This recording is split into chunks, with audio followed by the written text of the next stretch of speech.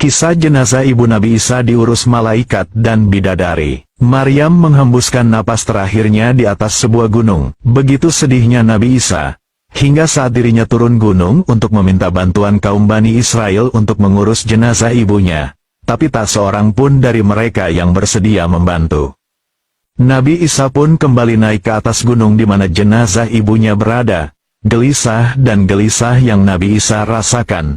Namun tak lama setelah itu, Allah mengutus malaikat Jibril dan malaikat Mikail agar turun ke bumi dengan membawa serta bidadari untuk mengurus jenazah ibunda Nabi Isa.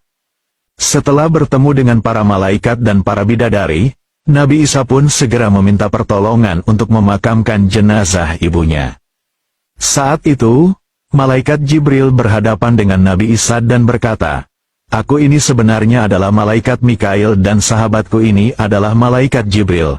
Aku sudah membawakan obat tubuh dan kain kafan dari Tuhanmu dan para bidadari cantik jelita sekarang sedang turun dari surga untuk memandikan dan mengkafani ibumu."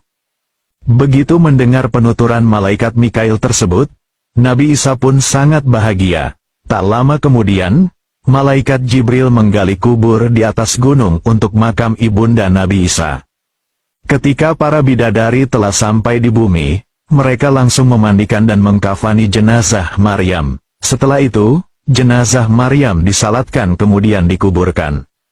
Nabi Isa pun berdoa kepada Allah, "Ya Allah, sesungguhnya Engkau mendengar kata-kataku dan tidak sedikit pun urusanku yang tersembunyi darimu. Ibuku kini telah meninggal, sedangkan aku tidak menyaksikan sendiri ketika dia wafat. Oleh karena itu, izinkanlah dia, Maryam, berkata sesuatu kepadaku." Tak lama setelah ibunda Nabi Isa dimakamkan, Allah berfirman, "Sesungguhnya aku telah memberi izin kepadanya." Mendengar firman Allah tersebut, Nabi Isa pun langsung pergi ke makam ibunya. Setelah sampai di makam, Nabi Isa berkata, "Assalamualaikum ya ibu, bagaimanakah dengan tempat pembaringanmu dan tempat kembalimu dan bagaimana pula kedatangan Tuhanmu?" Betapa sakitnya saat nyawa dicabut, Maryam berkata, "Tempat pembaringanku dan tempat kembaliku adalah sebaik-baik tempat, sedangkan aku menghadap kepada Tuhanku. Aku tahu bahwa Dia telah menerimaku dengan rela." "Wahai ibu, bagaimanakah rasa sakitnya mati?" tanya Nabi Isa. "Demi Allah yang telah mengutusmu sebagai nabi dengan sebenar-benarnya, belum hilang rasa pedihnya mati aku rasakan hingga sekarang. Demikian pula rupa malaikat maut yang belum hilang dari pandangan mataku." "Alaikassalam, wahai kasih sayangku sampai hari kiamat," jawab Maryam yang mengakhiri percakapannya.